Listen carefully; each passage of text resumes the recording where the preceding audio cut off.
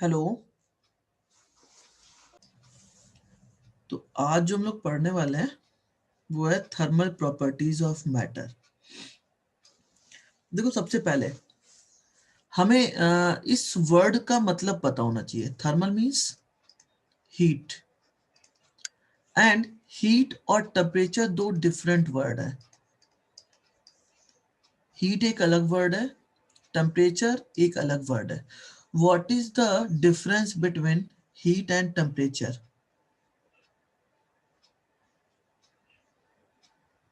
हम्म तो heat form of energy होता है, टेम्परेचर डिग्री होता है हॉटनेस और कोल्डनेस का, मतलब बोल सकते हैं तो। और कोई?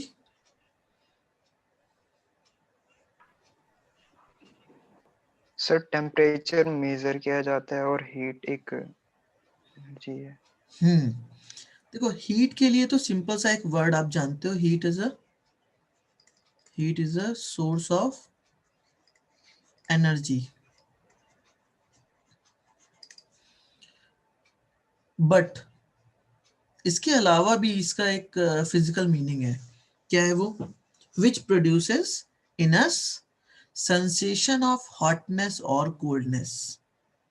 आप क्या देखते हो? आप देखते हो कि अगर मैं यहाँ पे ये रॉड लूं, समझना ध्यान से दोनों का मतलब क्या है।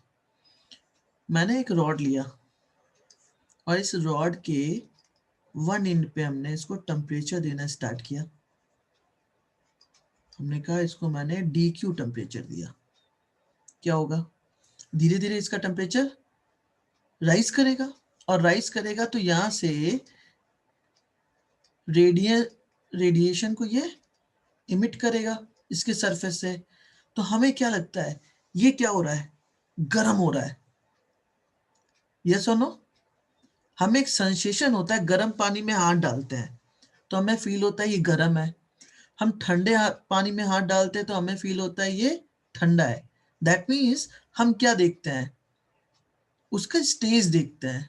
हम उस हॉटनेस और कोल्डनेस की सेंसेशन को देखते हैं। That is known as heat. Clear है बात? Yes sir. एंड अब अगली बात, ये कितना ज्यादा हॉट है, ये कितना ज्यादा कोल्ड है। हमने एक बकेट लिया, उस बकेट में हॉट वाटर रखा। इस बकेट के वाटर का टेम्परेचर कितना है? एक दूसरा लिया बकेट, उसमें हमने कोल्ड वाटर लिया। ये है हॉट, ये है कोल्ड। देन इसकी जो डिग्री है, डिग्री ऑफ हॉटनेस, कितना डिग्री ये हॉट है या कितना डिग्री ये कोल्ड है। जैसे अभी आपने बताया वेदर का टेम्परेचर कितना है अभी, 11 to 12 degree Celsius. And night में कितना हो जा रहा है? नाइट में उसका टेम्परेचर हो जा रहा है 4 to 5 degree Celsius. That means आपने उसे मेजर किया, आपने उसकी डिग्री बताई, degree of hotness, degree of coldness, कि इतना कोल्ड हो रहा है। और आपको सेंसेशन हुआ तभी तो आप उसको फाइंड किए कि कितना। ठीक है ना? बात समझ में आ रही नहीं आ रही है? Yes sir. Yes sir. That means आपको सबसे पहले सेंसेशन होगा, देन आप उसको मेजर कर सकते हो। तो इस चैप्टर को पढ़ने के लिए जो कॉज है, मेन कॉज क्या है? हमारा हीट है। तो सबसे पहले हम किसे पढ़ेंगे? हीट को। हीट के बाद हम आते हैं टेम्परेचर पे। देन फर्स्ट टॉपिक है हमारा हीट। What is heat? तो डेफिनेशन बिल्कुल सिंपल है। Heat is a source of energy which produces in us sensation of hotness और कोल्डनेस। अब अगली बात आती है कि इस हीट को मेजर कैसे किया जाए।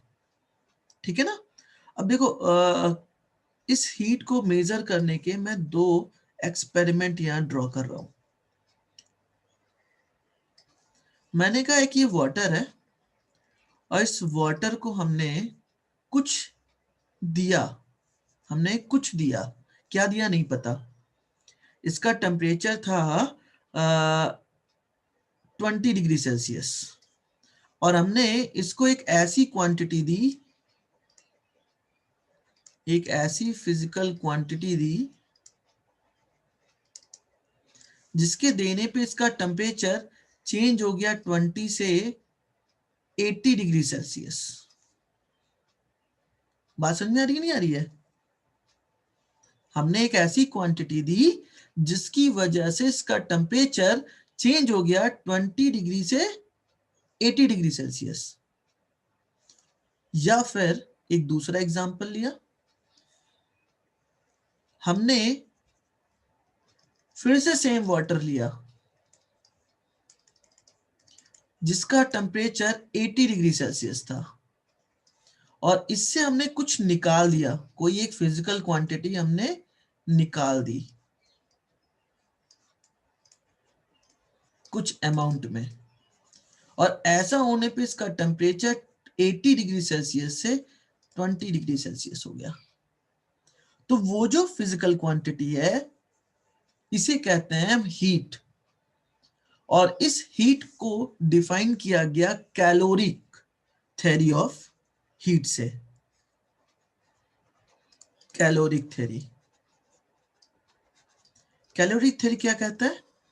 कैलोरिक थ्योरी ये कहती है कि किसी भी सब्सटेंस, किसी भी सॉलिड, लिक्विड, गैस, तीनों में से कोई भी मैटर हो, उसमें हम कुछ अमाउंट ऑफ कैलोरी देते हैं जिसकी वजह से उसका टेम्परेचर रेज कर जाता है, या फिर कुछ कैलोरी एनर्जी हम उससे रिलीज करते हैं जिसकी वजह से उसका टेम्परेचर डाउन कर जाता है। वो क्या है? वो अमाउंट है कैलोरी। किसी 1 ग्राम सब्सटेंस को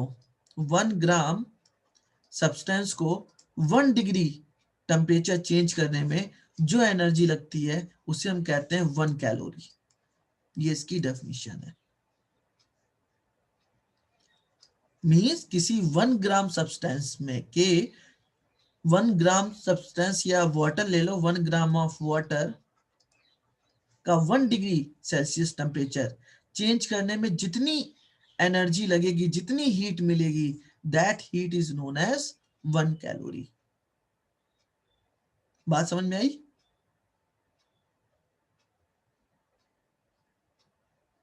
यस सर। यस। तो ये जो वो अमाउंट है, ये जो वो फिजिकल क्वांटिटी है, this physical quantity is known as heat. और हीट को सबसे पहले किस फॉर्म में डिफाइन किया गया? कैलोरी फॉर्म में। देन अगला इसका डायनामिक थ्योरी भी है। डायनामिक थ्योरी ऑफ हीट ये क्या कहता है? डायनामिक थ्योरी ऑफ हीट, किसी भी ऑब्जेक्ट, किसी भी बॉडी के कितने टाइप के मोशन पॉसिबल है बच्चे? डायनामिक्स में टोटल sir. कितने मोशन पॉसिबल है? Transitional rotation. नंबर फर्स्ट तो क्या बोला? 3 हाँ, sir, translational motion. Translatory motion, translatory motion. दूसरा? तो circular, no, rotational, no,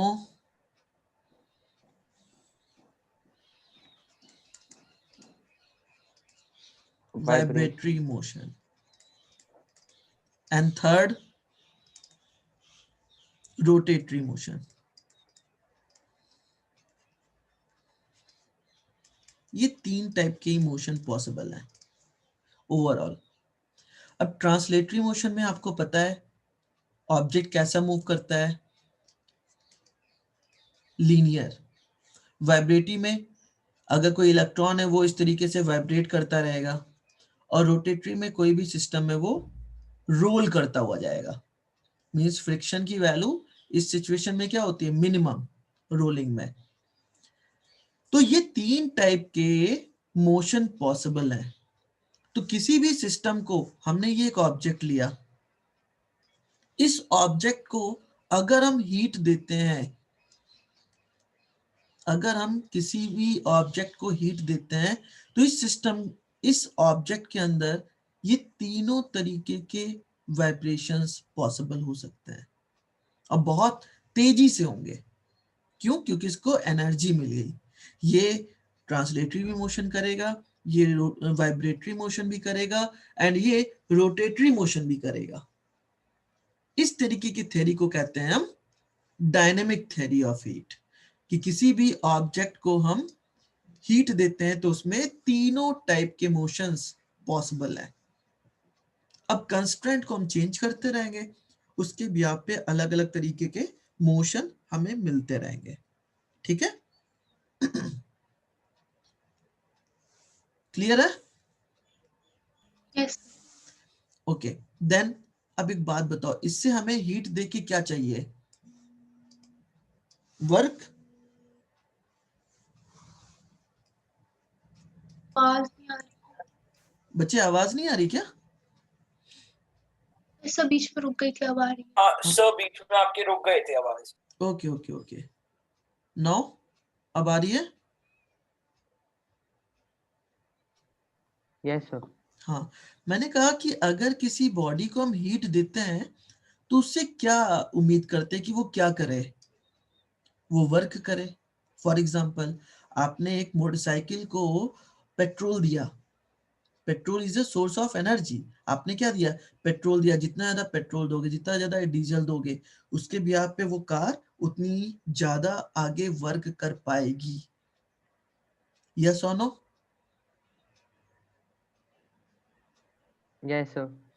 then हम हीट देते हैं, उस हीट से क्या उम्मीद करते हैं? वो वर्क करे। अब जितना ज्यादा वर्क कराना हो, हमें हीट कितना चाहिए उसके लिए? उतनी ज्यादा। देन हम कह सकते हैं W means work done is proportional to Q। आप यहां देख रहे हो, work done is proportional to heat. जितना भी हीट दोगे वो सिस्टम उतना ज्यादा वर्क करेगा। आपने यूनिट अमाउंट का हीट दिया तो वो बहुत ही स्मॉल वर्क करेगा। आपने बहुत बड़ा हीट दिया तो बहुत बड़ा वर्क करेगा। कैसे? मैं एक छोटा सा एग्जांपल दे रहा हूं, यहाँ पे देखो वर्क का। थर्मोडायनेमिक सिस्टम है ये एक तरीके का, हम हर जगह इसी को यूज करेंगे, थर्मोडायनेमिक सिस्टम। हमने एक पिस्टन फिटेड सिलेंडर लिया,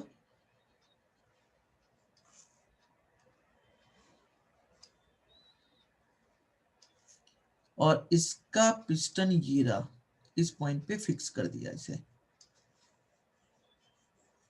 ठीक है, इसके अंदर कुछ गैसियस मॉलिक्यूल है,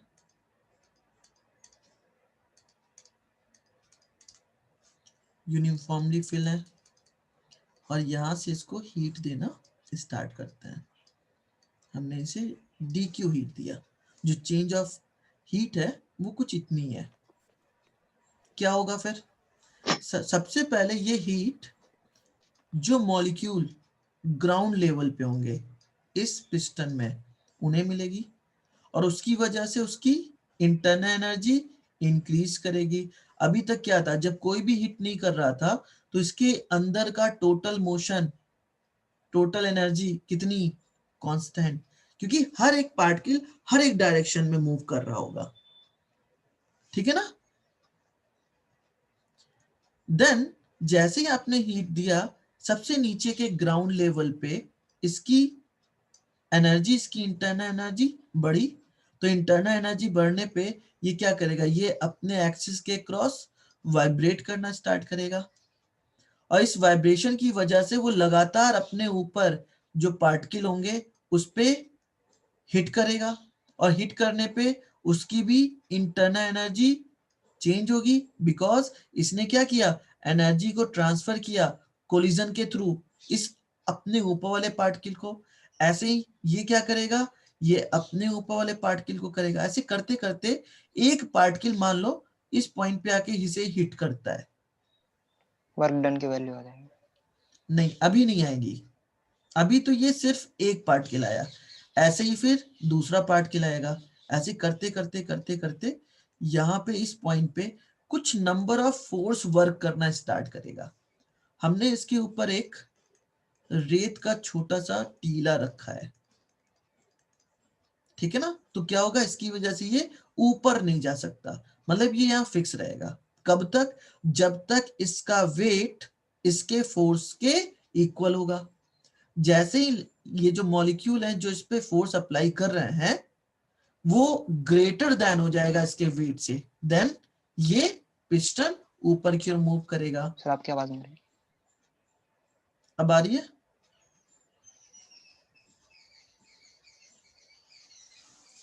हेलो? हाँ सर अभी तो आ हाँ रही। सर अब आ रही है। हाँ ठीक है। मैंने कहा कि जो पार्टिकल है, जो मॉलिक्यूल है, वो लगातार इस सरफेस को हिट करेंगे एफ फोर्स से, और ये तब तक मूव नहीं करेगा जब तक कि इसका जो वेट है वो इस फोर्स पे डोमिनेट करेगा। जैसे ही इस फोर्स की वैल्यू इंक्रीज कर जाएगी गई। इससे, वैसे ही ये पिस्टन कैसा होगा, ऊपर की ओर मूव करेगा, ठीक है ना। तो फोर्स किस पे लग रहा है? किसी एक एरिया पे लग रहा है, ठीक है ना। एरिया की वैल्यू क्या है? एरिया की वैल्यू कांस्टेंट है या चेंज हो रही है? सर बहुत लैग हो रहा है सर वॉइस। अच्छा, बहुत ज्यादा?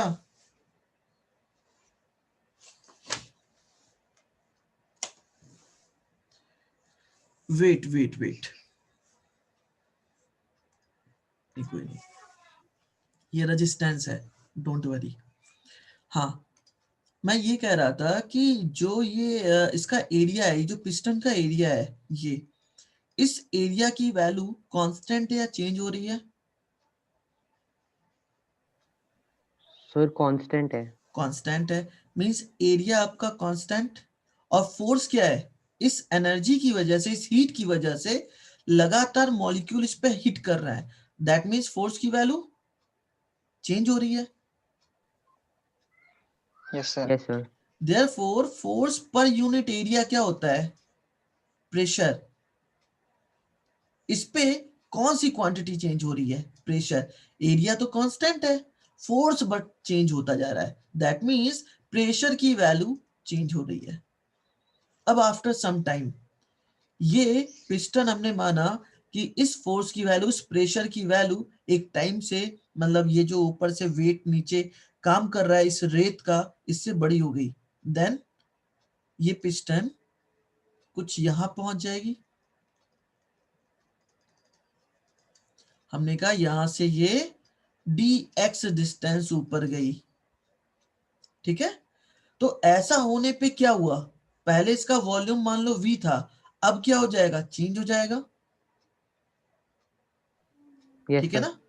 अब देखो, मैंने पहले प्रेशर की वैल्यू कहा P, अब कहता हूं P डैश, जो चेंज हुआ। वॉल्यूम पहले था V, अब क्या हो जाएगा, V डैश। मतलब P डैश प्रेशर के चेंज होने पे इसका वॉल्यूम भी चेंज हो गया। देन अब वॉल्यूम के चेंज होने पे, अब सोचो एक कमरे में, ये एक छोटा सा कमरा है। सर वॉल्यूम क्यों चेंज होगा?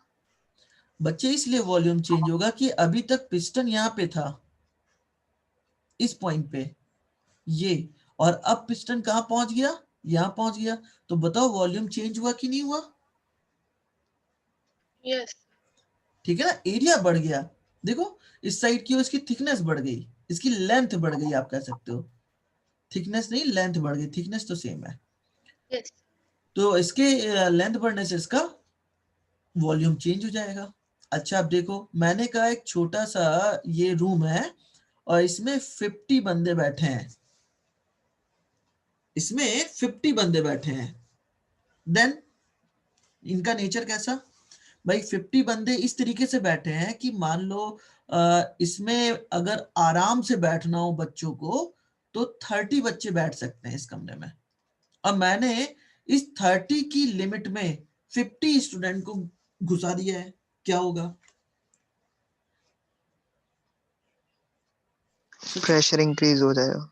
प्रेशर इंक्रीज होगा। प्रेशर इंक्रीज से क्या होगा?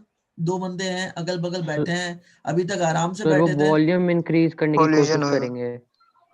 हाँ ठीक है, अभी देखते जाओ देखते जाओ, अभी मैं थोड़ा सा एग्जांपल लेके बता रहा हूँ आपकी डेली लाइफ से। अब देखो ये दोनों लोग आपस में बैठे हुए हैं छोटी सी डिस्टेंस पे, ठीक है।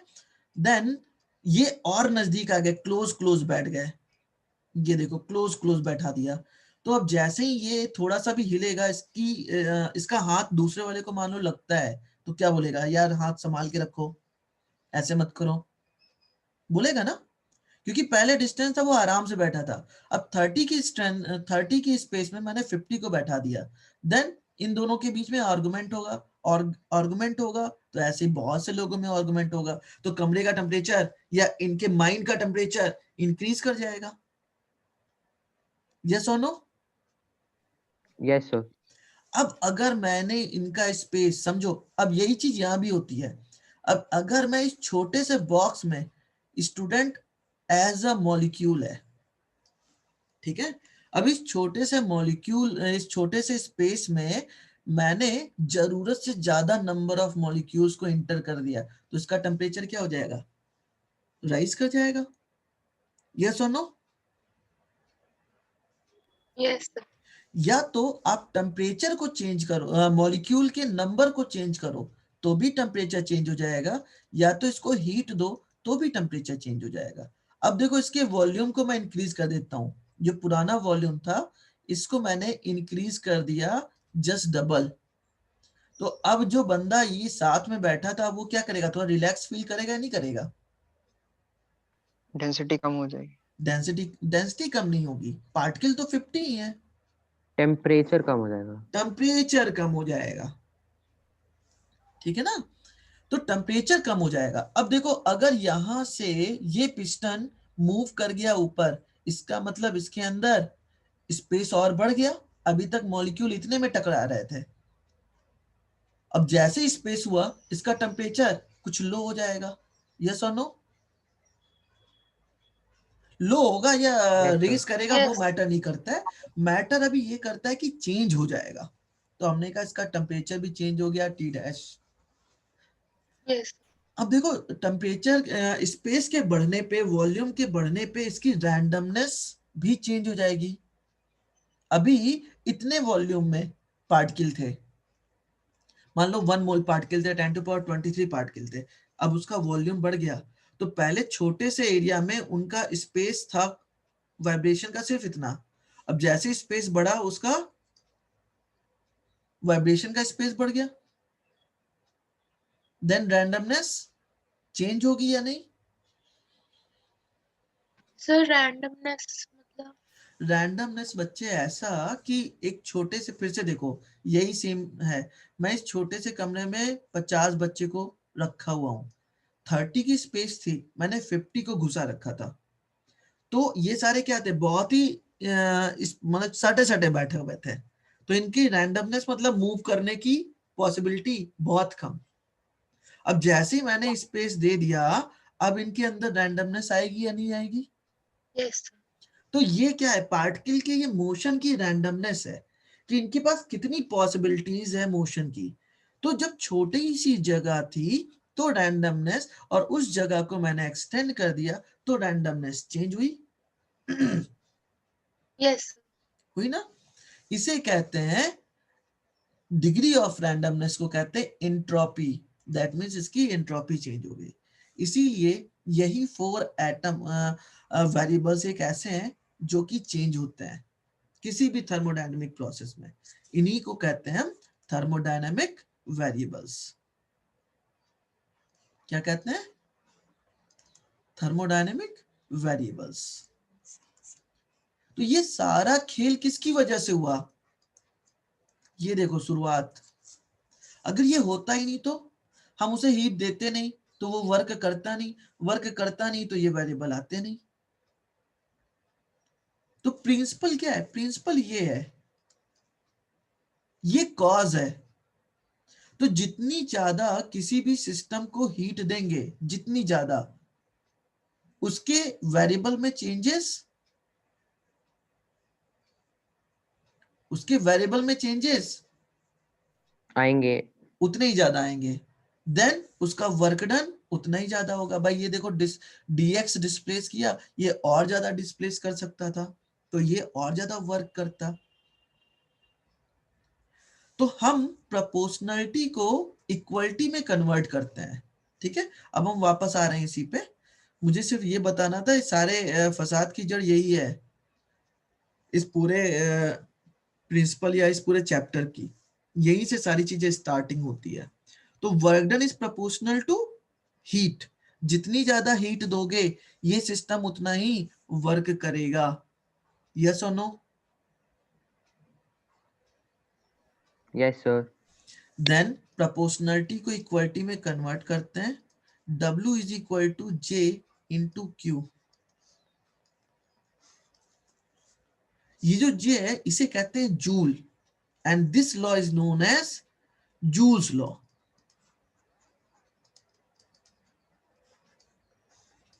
ठीक है ना? और J की जो वैल्यू होती है वो होती है 4.186 होती है, बट कोई बात नहीं, आप 4.2 सीधे लिख सकते हो। Calorie, sorry, joule calorie inverse, ये होती है J की न्यूमेरिकल वैल्यू। इसे कहते हैं जूल्स थ्योरी ऑफ हीट। याद रहेगा? और यहीं से हम किसी भी वर्क डन मींस जूल को कैलोरी और कैलोरी को जूल में कन्वर्ट कर सकते हैं। ये आपके सामने उसका एग्जांपल है। कैसे, जरा देखो यहाँ पे। J इज इक्वल टू कितना? J is equal to W by Q।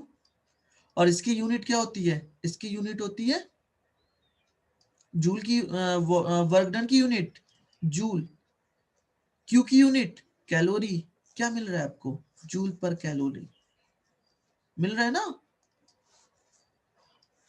नहीं, कैलोरी इनवर्स नहीं, कैलोरी। बच्चों समझ में आई बात की नहीं? Yes yes sir. हाँ। Yes, अब sir. अब देखो ये जो यूनिट है ये कौन सी यूनिट है? इसे कहते हैं SI unit.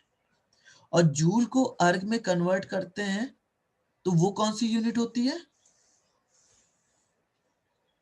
CGS unit. CGS unit. तो जरा CGS फटाफट बता दो सीजीएस यूनिट में इसको मुझे क्या लिखना होगा? 4 पॉइंट इंटू 10 टू पावर,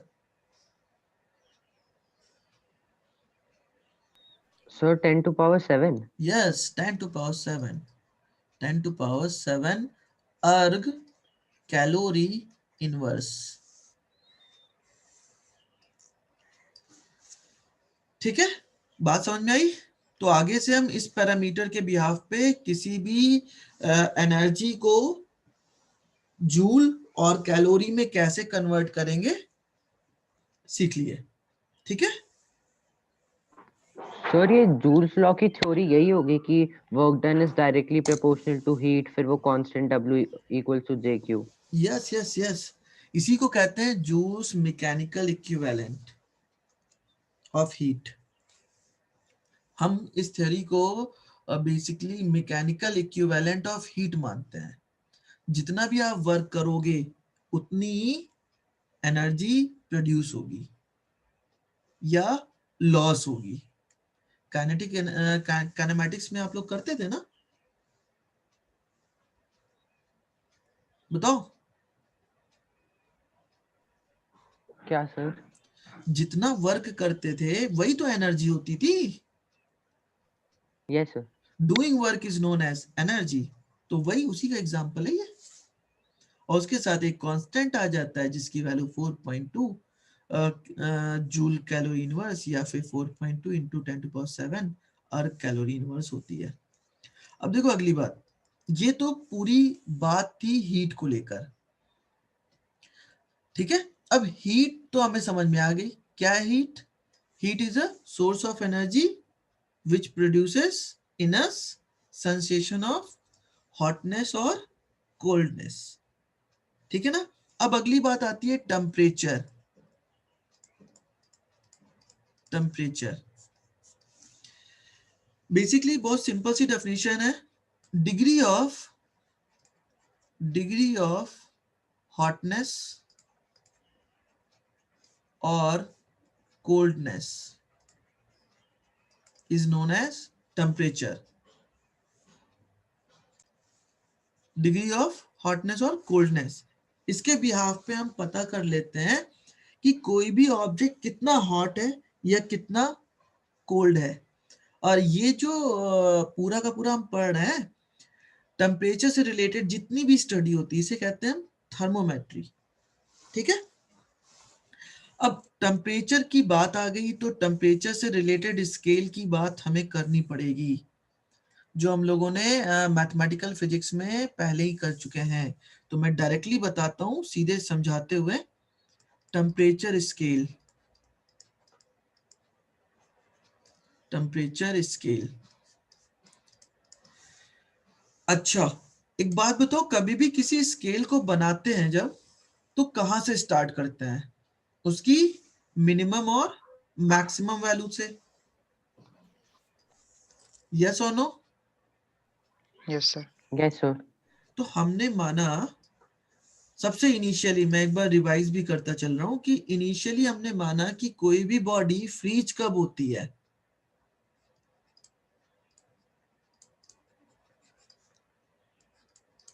अपने लोअर टेम्परेचर पे। और उस लोअर टेम्परेचर को हमने कहा ये है 0 degree Celsius.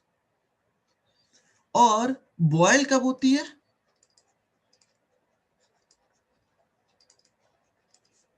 Hundred degree Celsius. इस स्केल को दिया सेल्सियस ने, सेल्सियस। इस स्केल का क्या नाम पड़ा? सेल्सियस स्केल नाम पड़ा। अब 0 मिनिमम और ये आपका मैक्सिमम, इसके बीच में इन्होंने 100 छोटे छोटे पार्ट कर दिए। इस तरीके से छोटे छोटे 100 पार्ट कर दिए।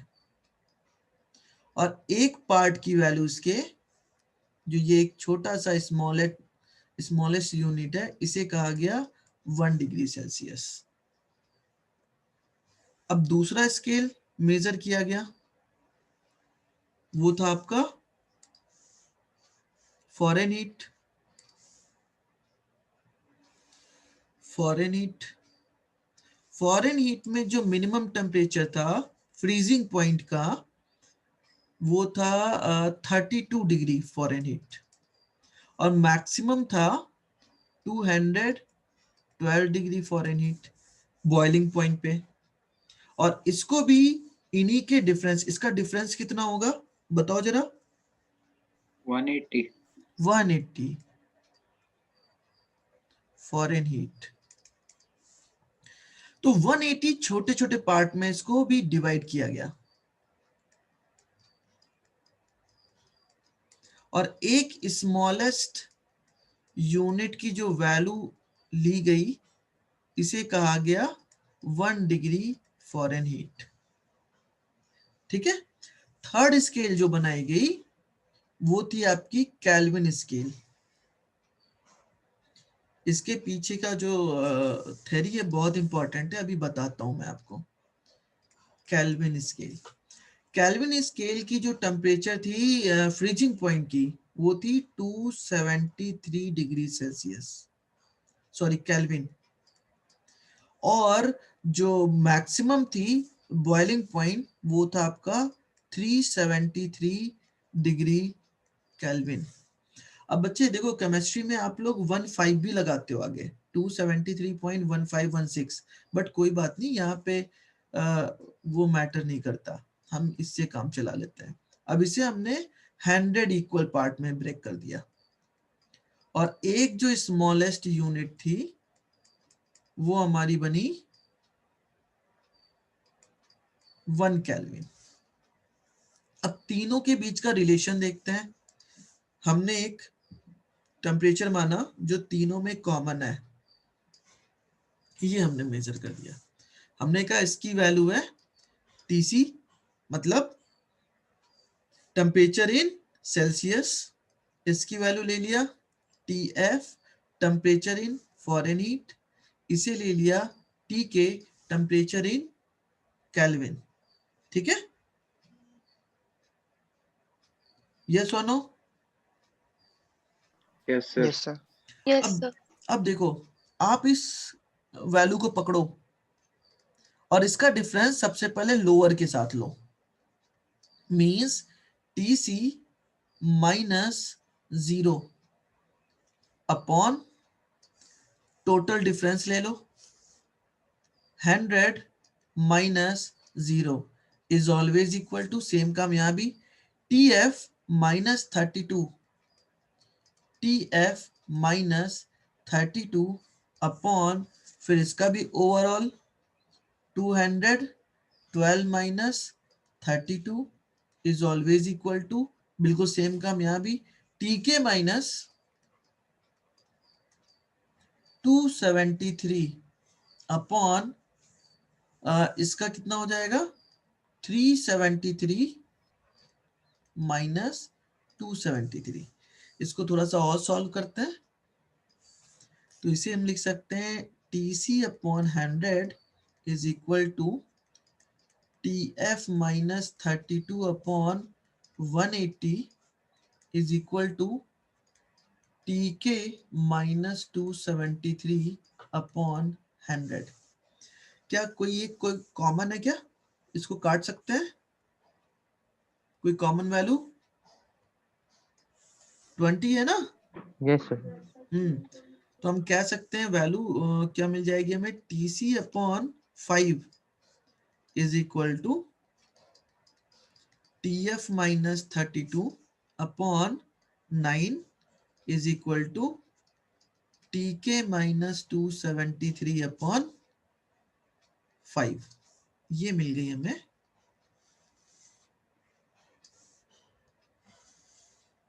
इस पैरामीटर के बिहाफ पे हम पता लगा सकते हैं कि कौन सी यूनिट किसमें कितनी वैल्यू रखती है। तो एक क्वेश्चन का आंसर दोगे, पूछूं? Yes sir. वो कौन सा टेम्परेचर है, वो कौन सा टेम्परेचर है सेल्सियस और फ़ारेनहीट में जो इक्वल होता है? -40। गुड। तो मैंने इस स्केल को थोड़ा सा और एक्सटेंड किया, इस स्केल को भी थोड़ा सा और एक्सटेंड किया, और इसे भी मैं एक्सटेंड कर दे रहा हूं। और ये जो टेम्परेचर है ना, जो अभी बताया है, किसने बताया है, नाम बताओ। Me, Abhinav. Okay, -40 degree Celsius, -40 degree Fahrenheit, and जो थर्ड वाला है उसे हम कहते हैं 233 केल्विन। ठीक है। अब इससे भी एक वैल्यू होती है कम, जिसे कहते हैं एब्सोल्यूट जीरो, सबसे मिनिमम, और इसकी जो वैल्यू होती है ये होती है आपकी 0 डिग्री केल्विन। इस टेम्परेचर को कहते हैं हम एब्सोल्यूट जीरो टेम्परेचर। ये हमारे यूनिवर्स की सबसे लोवेस्ट टेम्परेचर की वैल्यू है, याद रहेगी। फ़ारेनहीट में इसकी जो वैल्यू होती है वो मैं यहाँ लिख दे रहा हूँ, याद रख पाओ तो अच्छी बात है, 459.5 डिग्री। और सेल्सियस में इसे कहते हैं, ये तो आपको पता है, -273 डिग्री सेल्सियस। ठीक है बच्चे, याद रहेगा ये स्केल।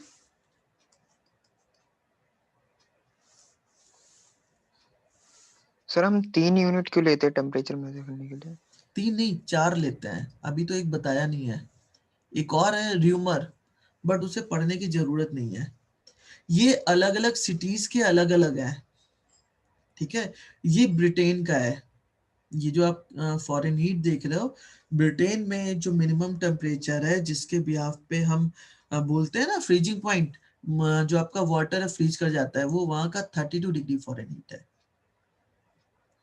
तो जितने भी लोगों ने अभी तक अपना अलग अलग स्केल दिया है टेम्परेचर को लेकर, उनके नेम के रिस्पेक्ट में हमने ये एक स्केल बना रखी है, याद रखने के लिए। ठीक है ना, समझ में आई बात? Yes sir. अब आते हैं हम अगले पार्ट पे, केल्विन टेम्परेचर, मोस्ट इंपॉर्टेंट।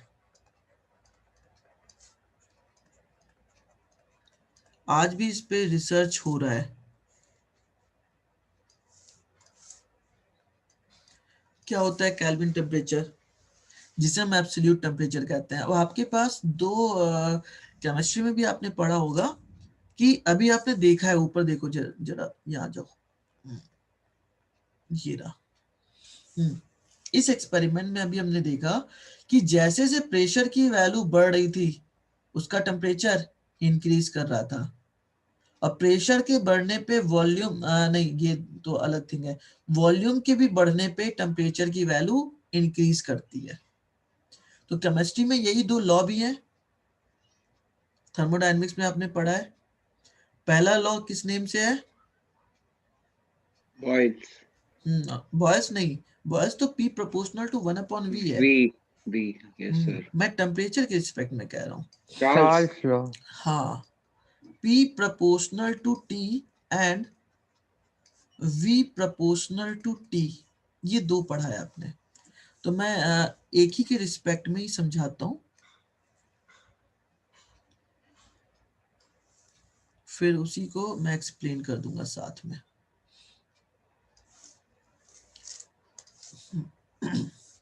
हमने माना ये है हमारा वॉल्यूम, प्रेशर लेते हैं, पहले प्रेशर लिखे तो पहले प्रेशर देखते हैं। और ये हमने लिया इस साइड टेम्परेचर T, और एक सब्सटेंस लिया, उसका टेम्परेचर हमने माना कि इस पॉइंट पे ये है और यहाँ पे ये है। इसको लगातार हम टेम्परेचर को डिक्रीज करते चल रहे हैं। तो जैसे से हम इसके टेम्परेचर को कम करेंगे, इसका प्रेशर क्या होगा? कम होगा। आप यहाँ देख रहे हो। तो कम करते करते जो हमें एक डेटा मिलता है, एक जो स्ट्रक्चर मिलता है, वो कुछ ऐसा मिलता है, ये। ठीक है ना, समझ में आ रही बात? हमने टेम्परेचर को कम किया तो उसके प्रेशर की वैल्यू कम होती गई, कम होती गई, कम होती गई। एक पॉइंट पे टेम्परेचर तो जीरो हो गया, बट प्रेशर जीरो नहीं हुआ। अब हम क्या कर रहे हैं, इसको निगेटिव टेम्परेचर की तरफ लेकर जाते हैं। हम इसको और आगे लेकर गए, ले जाते एक ऐसा पॉइंट मिलता है जिस पॉइंट पे वो मटेरियल अपने स्टेट को चेंज कर देता है। हमने माना ये इस पॉइंट पे इसने अपने मटेरियल मतलब स्टेट को चेंज कर दिया, सॉलिड से लिक्विड, लिक्विड से फेज चेंज कर दिया बेसिकली। तो मैथ्स में हमारे पास एक स्कोप है इसके मिनिमम टेम्परेचर को काउंट करने का। तो हम इसको थोड़ा थोड़ा ऐसे ही डिक्रीज करते जाते हैं, डिक्रीज करते जाते हैं। तो हमें एक पॉइंट मिलता है जिस पॉइंट पे प्रेशर की वैल्यू, यहाँ पे जो प्रेशर है, प्रेशर की वैल्यू कितनी मिलती है? जीरो मिलती है। और इस टेम्परेचर को हम कहते हैं एब्सोल्यूट जीरो केल्विन। जिस पॉइंट पे प्रेशर की वैल्यू आपको जीरो मिले। या अब वॉल्यूम के लिए भी देखो, वॉल्यूम की वैल्यू भी आप डिक्रीज करोगे, करते करते एक ऐसा पॉइंट आएगा जहां पे उसका फेस चेंज हो जाएगा। हमने उसके लिए भी मैथ्स का यूज किया और उससे इस मिनिमम वैल्यू को फाइंड किया। तो यहाँ पे भी उसका वॉल्यूम क्या हो गया? Volume is equal to zero. Then इस टेम्परेचर को कहा गया आपका ये एब्सोल्यूट टेम्परेचर है। सेल्सियस में इसे हम कहते हैं -273 degree Celsius. This is equivalent to 0 kelvin. तो डेफिनेशन समझ में आई एब्सोल्यूट जीरो की? क्षितिज, बच्चे Yes sir. Yes sir. बताओ। Sir, the temperature at which the pressure and the volume tends to zero yes. of any particular matter is called as absolute temperature. और ये जो देख रहे हो ना 0 केल्विन, ये पूरे यूनिवर्स में, यूनिवर्स की तो बात नहीं कर सकते हम, तो अर्थ की बात कर सकते हैं। अर्थ पे Minimum. सबसे मिनिमम टेम्परेचर होता है। और ये जो एक्सपेरिमेंट किया था ये केल्विन साहब ने किया था, इसलिए उनके ऑनर पे इस डिग्री, इस पैरामीटर का नेम दे दिया गया केल्विन। ठीक है। अब टेम्परेचर के चेंज होने पे आप देख रहे हो उसका स्टेट बदल रहा है। जैसे कोई भी सब्सटेंस है, चलो आगे आते हैं अगले फॉर्मेट में कि टेम्परेचर के चेंज होने पे क्या होता है। हमने एक रॉड लिया और इस रॉड को इस तरीके से ये देखो यहां लटका दिया। ठीक है। और इसको इस तरीके से ना लटका के हम इसको हॉरिजॉन्टली लेते हैं। हम इसको हॉरिजॉन्टली लेते हैं। हमने कहा ये एक रॉड है, इसका ये एक एंड है और इसका ये दूसरा एंड है। इसके इस पॉइंट पे हमने हीट देना स्टार्ट किया। क्या होगा? इसके मॉलिक्यूल ट्रांसलेटरी, रोटेटरी और वाइब्रेटरी मोशन में आ जाएंगे, आएंगे ना। अब जैसे से इस बॉडी का टेम्परेचर रेज करेगा, चेंज होगा, वैसे वैसे इनके मॉलिक्यूल्स के बीच में गैप, इसकी रैंडमनेस बढ़ती जाएगी। और गैप के बढ़ने पे हम ये कह सकते हैं ये जो मान लो आपका एक रॉड है जिसकी लेंथ L है, हमने कहा इसकी लेंथ है। सर गैप क्यों बढ़ेगा?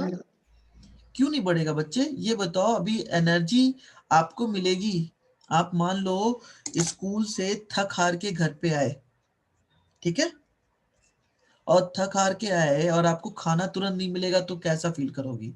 सो जाओगी, कहीं लेटी रहोगी ना। यस। और तुरंत आपको खाना मिल जाएगा तो कूद फान गेम खेलना स्टार्ट। तो एनर्जी के मिलने पे आपकी रैंडमनेस बढ़ी कि घटी?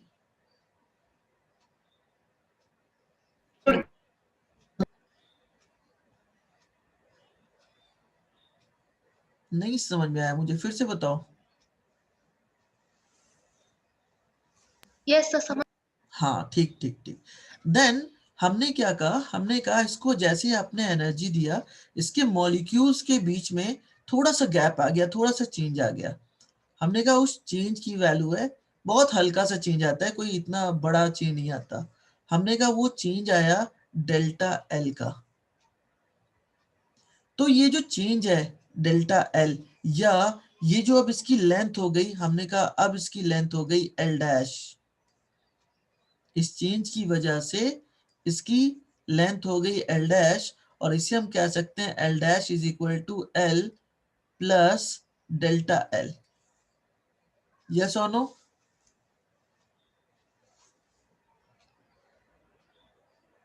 बताओ। Yes, sir. तो Yes, sir. ये एल डैश के लिए रिस्पॉन्सिबल कौन है? ये जो एल डैश Heat. मिला हमें, हाँ, सबसे पहला हीट नहीं, एनर्जी। हीट नहीं, So randomness of randomness no atoms. No no no, Change Rise initial of in one. temperature. हाँ, Change in temperature. Change in temperature. जितना आप टेम्परेचर चेंज करोगे, पहले ये कोल्ड थी, अब इसे आप हॉट करने लग गए, चेंज इन टेम्परेचर सबसे ज्यादा। समझ में आ रही है बात, नहीं आ रही है? Yes sir. दूसरी चीज क्या मैटर करेगी, अब देखो मैंने एक छोटा सा रॉड लिया, ये देखो, इसमें आप चेंज कितना ला सकते हो? so length मैटर करेगी कि लेंथ मतलब में। जितनी ज्यादा लेंथ होगा। तो लेंथ मेजर कर मैटर करेगी या फिर, अच्छा एक चीज और, मैं यहाँ पे एल डैश लिया हूं ना, इसको भी चेंज कहो, L dash minus L, change of length, delta L matter करेगा ना, क्योंकि एल डैश तो चेंज हो रही है लगातार, लेकिन ये इस पे डिपेंड करेगी। मैं इसे डेल्टा एल कह सकता हूं, change in length, delta L. Delta L किस पे, मतलब जितना ज्यादा टेम्परेचर चेंज करोगे, जितना ज्यादा आप टेम्परेचर बढ़ाओगे, चेंज की वैल्यू उतनी ज्यादा होगी। यस और नो? Yes sir.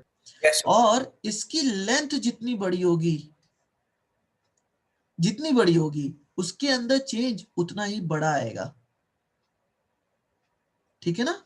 तो इन दो के बेस पे इन दोनों को मर्ज किया हमने और हमें मिला delta L proportional to L into delta T. इस प्रोपोर्शनलिटी को इक्वलिटी में कन्वर्ट किया तो delta L is equal to, उस कांस्टेंट का नाम होता है alpha L into delta T. Here alpha is proportionality constant and known as coefficient of linear expansion. Sir मुझे सेकंड वाली इक्वेशन समझ में नहीं आई सर, वो प्रोपोर्शनल है लेंथ के मतलब बच्चे ये बताओ, ये छोटी सी लेंथ 1 मीटर है, ठीक है ना? इसमें आप मैक्सिमम कितनी लेंथ चेंज कर सकते हो? 1 मीटर पूरी की पूरी। यस, अगर मैं कहूँ 10 मीटर की लेंथ होती तो आप कितनी चेंज कर लेते? तो पूरी 10, तो बताओ लेंथ के पूरी बढ़ने 10 पे तक। उसमें चेंज आया नहीं आया? यस सर, तो मतलब क्या है, लेंथ जितनी बड़ी चेंज उतना बड़ा, जितना ज्यादा टेम्परेचर डिफरेंस उतना ज्यादा। यस एक्सटर्नल प्रॉपर्टी के भी आप पे बोल रहे हैं। बाकी किसी को समझ में आया या नहीं आया, मतलब कोई डाउट? क्लियर है ना? सर ये नेचर ऑफ मटेरियल पे डिपेंड नहीं करेगा? नेचर ऑफ मटेरियल पे क्यों नहीं करेगा, बिल्कुल करेगा, चेंज इन स्टेट होता है। बिल्कुल करेगा। अच्छा एक बात बताओ, तुम्हारी बात जो अभी तुमने पूछा उसका मैं एक छोटा सा एग्जांपल देता हूँ। Resistance is proportional to length था, यस और no? Yes sir. Proportional sir. To 1 upon area था। यस क्या मटेरियल नहीं था? सर था। हाँ हाँ। भाई यस खुद सर, सोचो, तुम वैक्स ले लो और तुम सिल्वर ले लो, तो दोनों का एक्सपेंशन डिफरेंट है भाई, मटेरियल पर डिपेंड करेगा एब्सोल्युटली। बट हम यहाँ पे इस कोफिशिएंट की बात कर रहे थे, तो इसलिए हमने वहां पे मटेरियल की बात नहीं की। हम मटेरियल पे, लेंथ की बात कर रहे हैं। हाँ, हम उसके फिजिकल क्वांटिटी की बात कर रहे हैं अभी सिर्फ। ठीक है ना? अब देखो, यस सर। यहां से हमें इस एक्सपेंशन की वैल्यू क्या मिल गई। अच्छा, इसे हम और भी तरीके से लिख सकते हैं। Since delta L is equal to, क्या लिख सकते हैं हम? L dash minus L. This implies that L dash minus L is equal to alpha L into delta t, means L dash is equal to L plus alpha L into delta t। और यहां से मिल गया हमें L dash is equal to L common ले लो, 1 plus alpha into delta t। ये equation है change in length की, कि अगर हम किसी लीनियर बॉडी को हीट देते हैं तो उसकी लेंथ में कितना चेंज आता है। और इसीलिए इस टॉपिक का नाम है लीनियर एक्सपेंशन। लीनियर एक्सपेंशन, कि किसी बॉडी को हम हीट देते हैं, अगर वो लेंथ वाइज वेरी कर रही है तो उसके अंदर जो चेंजेस आएंगे वो कैसे आएंगे? लीनियर आएंगे। तो यहां से हम अल्फा को भी डिफाइन कर सकते हैं। कैसे? अल्फा इज इक्वल टू, जरा ध्यान दो, इस इक्वेशन से क्या हो जाएगा? Delta L upon L into delta T.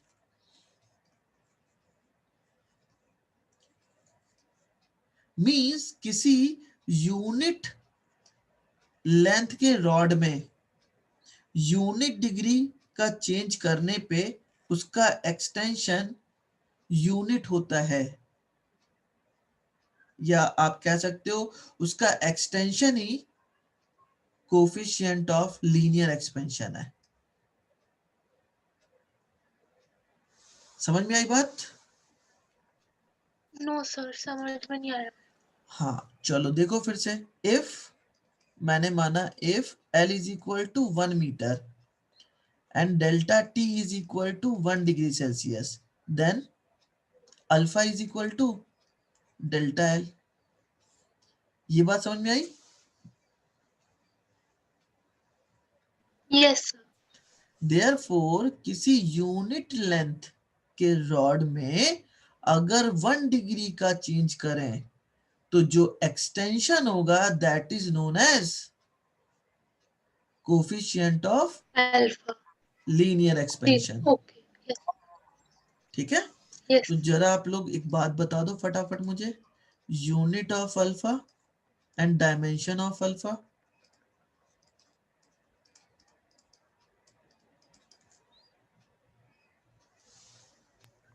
Sir unit अगर मतलब अगर टेम्परेचर केल्विन में है तो केल्विन इनवर्स हो जाएगा। बिल्कुल सही है। और अगर डायमेंशन की बात है तो theta -1। Theta -1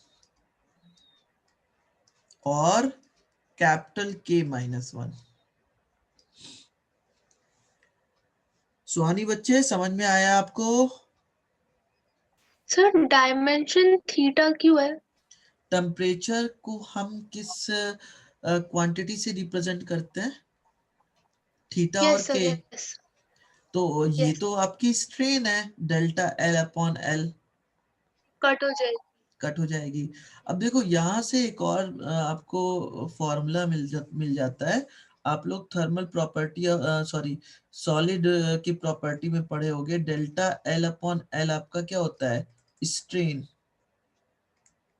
change in length. Yes sir. तो यहाँ से अल्फा को हम सीधा सीधा यूज कर सकते हैं स्ट्रेन अपॉन डेल्टा टी, कि किसी भी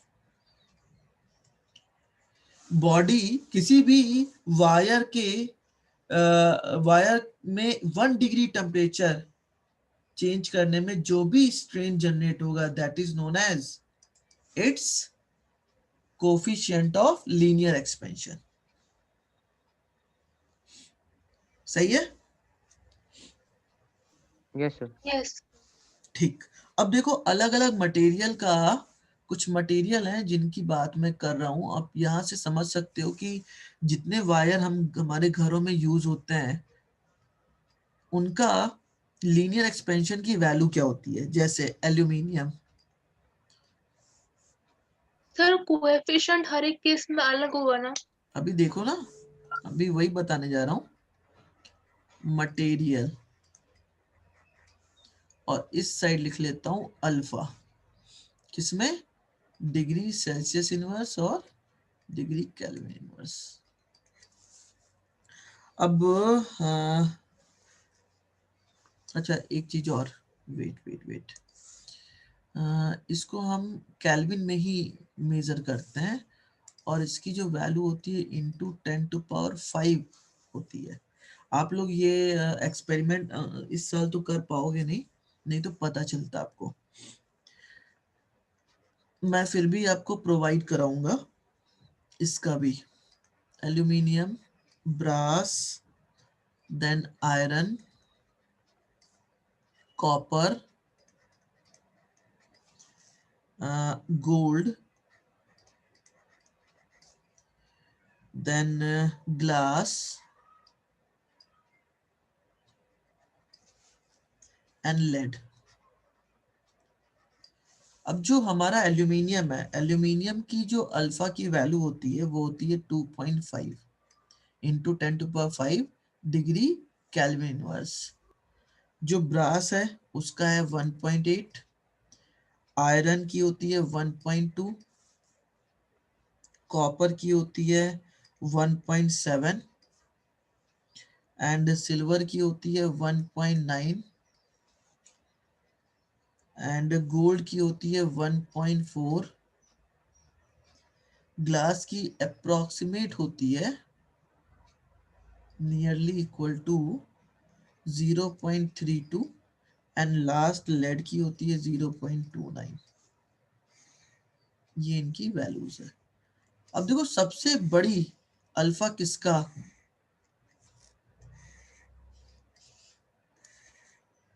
ये क्या एक सर कोई 1 मिनट, इसमें तो फिर एक रह जाएगा ना। कोई एक गायब है।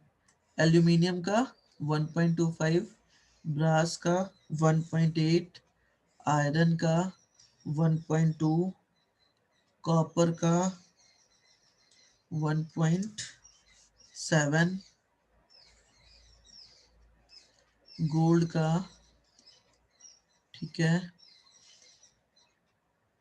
ग्लास का, अच्छा ये 1.4 सर मैंने 1.4 किसका है? किसी का नहीं है। ये मुझे ना थोड़ी सी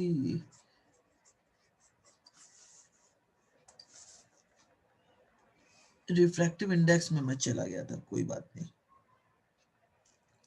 ग्लास का जो होता है आपका 1.9, 0.32 ना।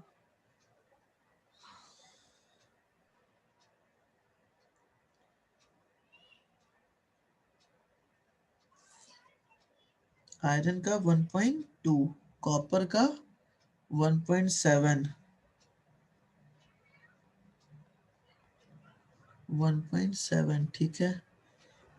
फिर गोल्ड का 1.4 है, और एक बीच में सिल्वर गायब है, Ag, अभी करता हूँ। इसका होता है 1.4 और Ag सिल्वर का होता है 1.9 एंड ग्लास का होता है 0.32 एंड लास्ट लेड का होता है 0.29। अब बताओ इन सब में सबसे ज्यादा वैल्यू किसकी? Sir aluminium. एल्यूमिनियम। और सबसे कम? लेड। लेड। तो इस बात को याद रखना कि सबसे ज्यादा, भाई देखो आपको वैसे तो कुछ कुछ याद रखने ही पड़ेंगे, इसके, कॉपर के, एजी के, लेड के, इनके तो आपको याद रखने पड़ेंगे।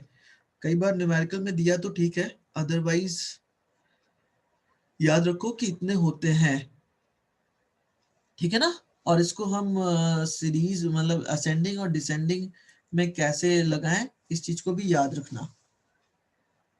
सबसे ज्यादा होता है एल्यूमिनियम, देन आपका silver, then copper, then lead, ठीक है, याद रहेगा।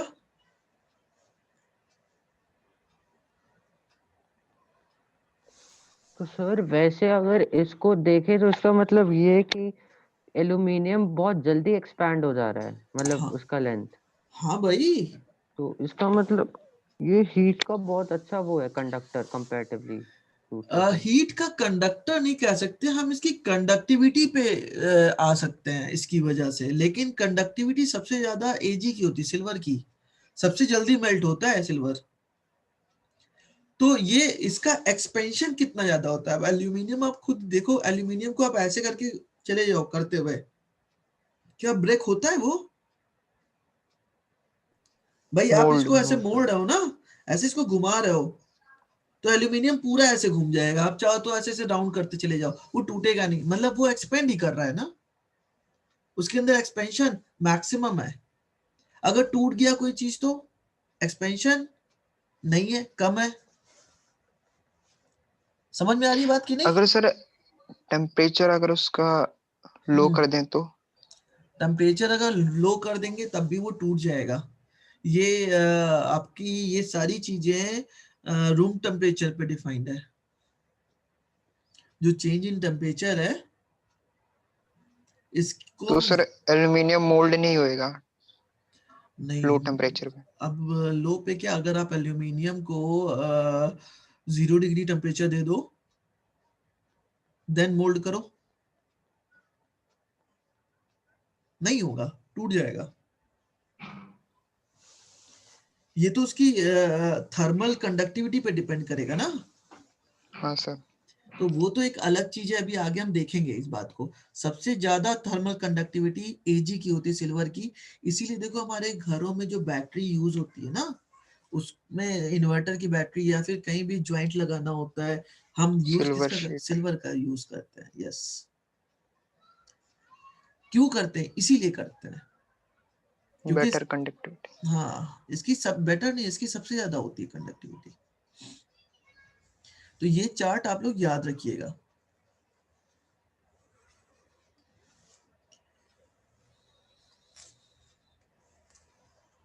ठीक है, अगली बात, ये तो था लीनियर एक्सपेंशन की। अब आते हैं हम लोग सुपरफिशियल एक्सपेंशन पे। अगर हम 2 डायमेंशनल चेंज चाहते हैं तो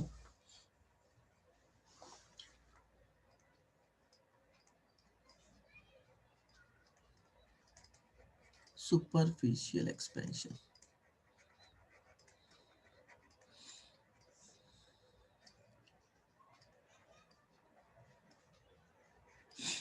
अब देखो हमने कहा ये आपका एक छोटा सा ब्लॉक है, सरफेस है, और इसे मैंने हीट दिया।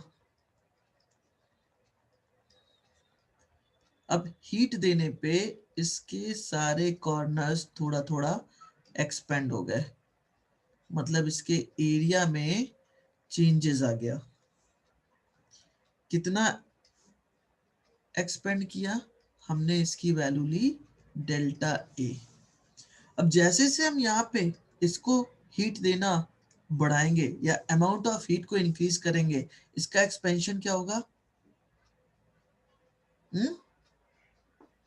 बढ़ता जाएगा। बढ़ता Increase हो जाएगा। जाएगा। पहले एरिया हमने माना इसका था ए, पहले हमने माना इसका एरिया कितना है, इसका एरिया हमने माना है ए है। वेट,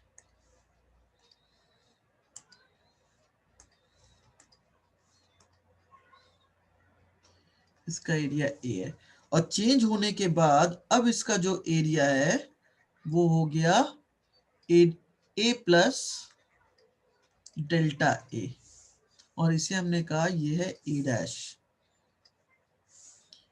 ये है आपका ए डैश। ठीक है, देन यहां भी change in area of this sheet is proportional to number first, change in temperature. change in temperature, and then actual area. actually original area। तो यहाँ भी हाँ, इनिशियल। तो delta A is equal to, यहाँ भी हम कह सकते हैं ए इंटू डेल्टा टी।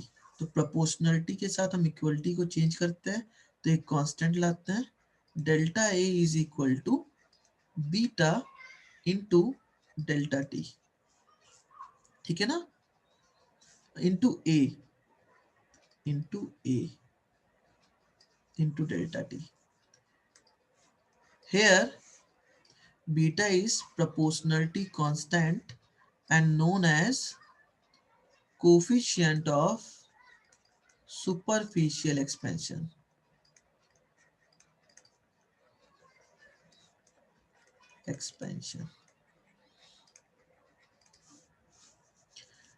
ठीक है, तो बीटा की वैल्यू क्या हो जाएगी? अच्छा, पहले तो चेंज की वैल्यू निकाल लेते हैं, फिर आते हैं बीटा पे। तो डेल्टा ए को आप क्या लिख सकते हो? A dash minus A is equal to, this implies that beta into A into delta T. तो यहां से A dash is equal to मिल जाएगा आपको A plus beta A into delta T. इसका मतलब A dash is equal to A common ले लो, 1 plus B into delta T. ये मिल गया हमें चेंज इन एरिया की वैल्यू। अब यहां से इसी इक्वेशन से हम डिफाइन करते हैं बीटा को। तो beta is equal to delta A upon A into delta T, कह सकते हैं ना। तो क्या हुई डेफिनेशन इसकी? If A is equal to 1 meter square and delta T for a change of 1 degree Celsius, therefore beta is equal to delta A.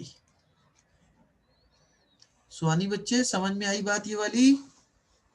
Yes sir. बिल्कुल last तरीके से कि Yes. अगर किसी हम यूनिट एरिया की शीट में 1 डिग्री का चेंज करें, then the extension in area is always equal to coefficient of superficial expansion. ठीक है बच्चे? Yes. अभिनव? यस सर, समझ गया। ओके, अब देखो नेक्स्ट एक लास्ट है, ये तो था 2D एक्सपेंशन। अब इसके साथ ही टेम्परेचर के साथ जो अगला एक्सपेंशन है वो है 3D को हम कहते हैं क्यूबिकल एक्सपेंशन। कोई एक क्यूब ले लिया,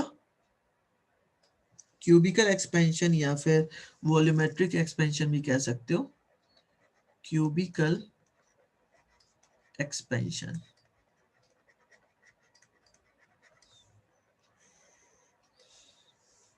देन आपको सबसे पहले एक क्यूब बनाना होगा। कितने लोग क्यूब बना लेते हैं? सर मतलब सर कैसे? बना ले। सर मैं भी। दो स्क्वायर बना के या क्या? अरे कैसे भी यार। मतलब सर कोई ट्रिक हाँ वगैरह? सर, नहीं कोई ट्रिक नहीं है इसमें कौन नहीं, सी हाँ ट्रिक? तो सर फिर बना लेते हैं। नहीं यार, एक्चुअली बच्चों के बनते नहीं है ना, इसलिए मैंने पूछा। मैंने कहा ये क्यूब है, ठीक है ना, इसको मैंने हीट दिया। नेक्स्ट बिल्कुल सेम वही प्रोसेस। और ये जो आप देख रहे हो ना तीनों एक्सपेंशन, यही एक्सपेंशन आपका काइनेमैटिक्स में भी है, यही एक्सपेंशन आपके 12th का पहला चैप्टर जब चार्ज पढ़ेंगे वहां भी है। ये थर्मल एक्सपेंशन है। बाकी काइनेमैटिक्स में आप लोग मास का एक्सपेंशन देखते हो, मास का चेंज देखते हो तीनों डायमेंशन में, लीनियर, आप सरफेस, आप वॉल्यूम, मास, डेंसिटी देखा है ना। ऐसे ही चार्ज की भी आप देखते हो। तो एक्सपेंशन तीनों में हमें पढ़ना है अलग अलग तरीके से। अब हमने कहा इसका जो वॉल्यूम है, इनिशियल वॉल्यूम, वो है V, और ऐसा टेम्परेचर देने पे इसका वॉल्यूम थोड़ा सा इंक्रीज कर गया, और वो एक्सटेंशन मैं ओवरऑल ड्रॉ कर रहा हूं, ये है। ठीक है ना। अब जो चेंज आया वो कितना, V प्लस डेल्टा V। उस चेंज को मैंने कहा कितना, डेल्टा V। देन यहां भी ये delta V, change in volume is also proportional to change in temperature and its initial value of volume V. Therefore, delta V is proportional to V into delta T. Therefore, delta V is equal to gamma. Here the expansion will be gamma V into delta T.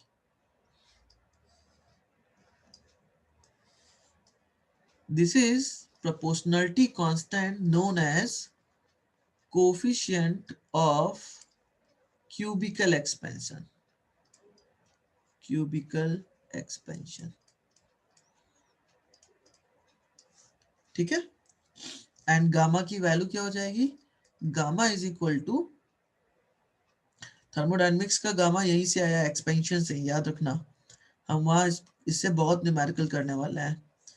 Delta V upon V into delta T, इसको भी आप लोग define कर लोगे। If V is equal to 1 metre cube, delta T is equal to 1 degree Celsius, therefore gamma is equal to delta V, change in volume. तो यहां से हमें मिल जाएगा v dash minus v is equal to gamma v into delta T. Therefore, v dash is equal to v plus gamma v delta t. This gives v dash is equal to v common लेते हैं 1 plus gamma into delta T. ये कैसा change है? ये आपका 3D change है, 3 dimension में। पुराना वाला आपका कैसा चेंज था? 2 डायमेंशन था। एंड जो इससे पहले था वो आपका 1D चेंज था। तो किसी भी ऑब्जेक्ट को हम टेम्परेचर देते हैं या हीट देते हैं तो उसमें टेम्परेचर का चेंज आता है। उसकी वजह से ये 3 तरीके के एक्सपेंशन जनरेट होते हैं। पहला लीनियर, सुपरफिशियल एंड आपका क्यूबिकल। और इनके बीच में एक रिलेशन है इन तीनों के, बहुत इंपॉर्टेंट है आपके स्कूल एग्जाम के लिए। सर ये भी तीनों एक साथ होता है जब हीट देंगे? बच्चे एक साथ कैसे हो जाएगा? आप जिस डायमेंशन की बात करोगे उस डायमेंशन के बिहाफ पे होगा। जैसे आप वॉल्यूम की बात करो तो वॉल्यूम में तो एरिया भी चेंज होता है, लेंथ भी चेंज होता है, ठीक है ना? Relation between alpha, beta and gamma, किसी को याद है क्या? रिलेशन क्या है तीनों के बीच में?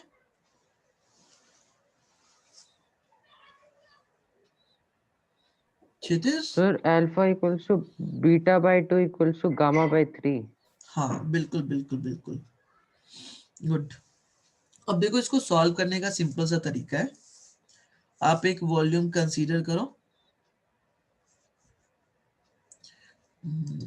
ये देखो मैं बनाता हूं।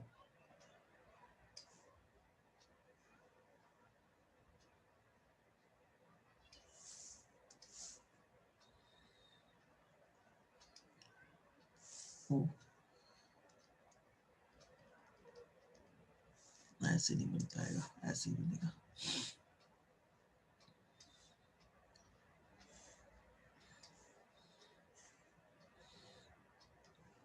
आपके स्कूल के एग्जाम के लिए, यूटीज के लिए बहुत इंपॉर्टेंट है। सर क्यूब बनाना है? नहीं यार ये रिलेशन क्यों बनाना इंपॉर्टेंट कहां से हो जाएगा? मतलब तुम्हें ये इंपॉर्टेंट लग रहा है? हमने कहा इसकी जो लेंथ है वो L है क्यूब की, ठीक है? देन वॉल्यूम की वैल्यू क्या हो जाएगी? L क्यूब, ठीक है ना? अब मैंने क्या किया, इसको हीट देना स्टार्ट किया। तो हीट देने पे जो इसके वॉल्यूम में चेंज आएगा v dash is equal to v plus,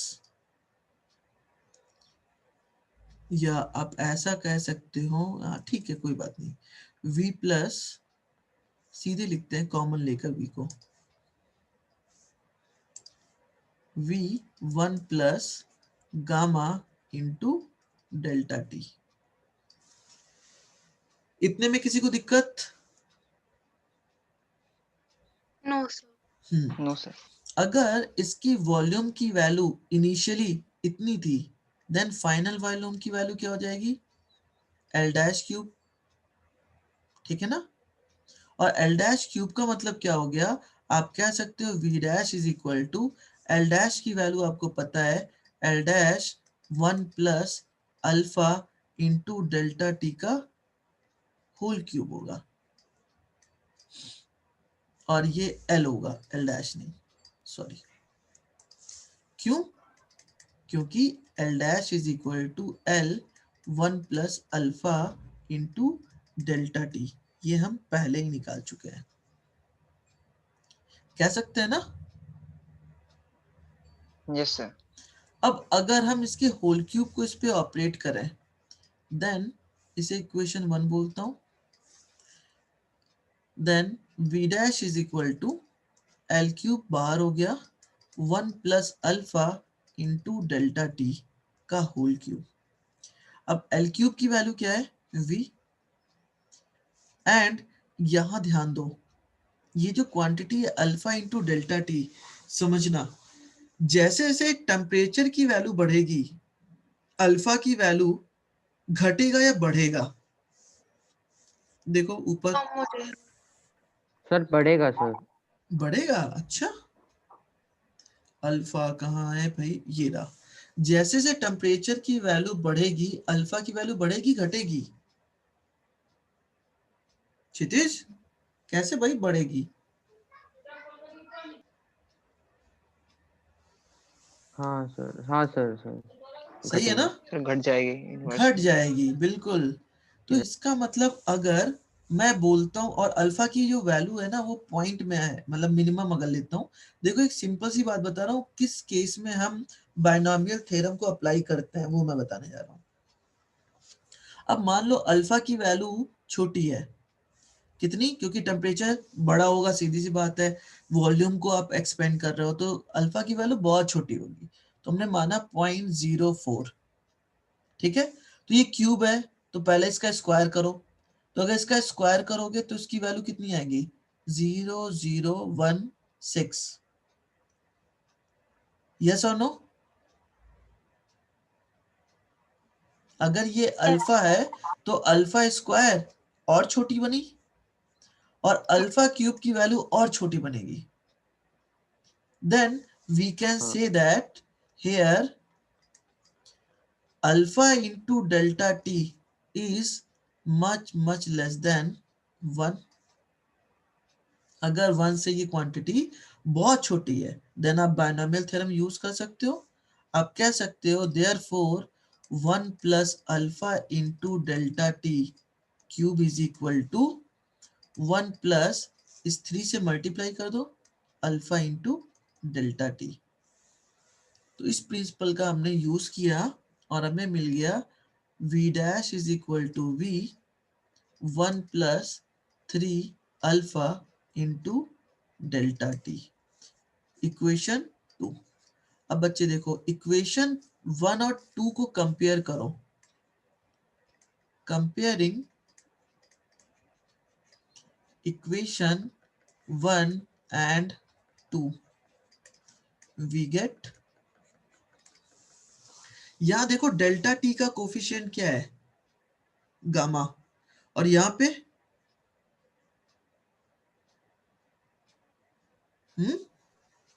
3 alpha. तो देखो बाकी सारी चीजें सेम है तो हम कह सकते हैं gamma is equal to 3 alpha, ठीक है ना? इक्वेशन 3। ये बात समझ में आई सुहानी बच्चे? Yes sir. अब अगर यही बात एरिया के लिए होता तो यहाँ पे ए आता है ए स्क्वायर और ए स्क्वायर आता तो बाइनोमियल में यहाँ भी स्क्वायर आता और यहाँ पे क्या आ जाता? 2 अल्फा, ठीक है ना? तो हम कह सकते हैं हमें इतना लंबा प्रोसेस यूज करने की जरूरत नहीं है। Similarly we can say that beta is equal to 2 alpha, equation 4। Therefore alpha upon 1 is equal to beta upon 2 is equal to gamma upon 3, और alpha is to beta is to gamma is equal to 1 is to 2 is to 3। यही relation होता है।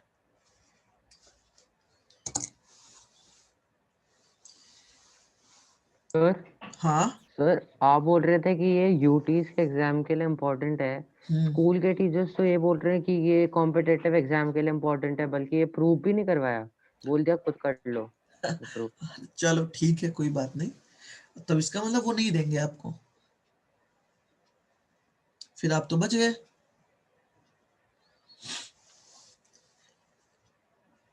अच्छा ये तीनों expansion भी नहीं कराया है क्या?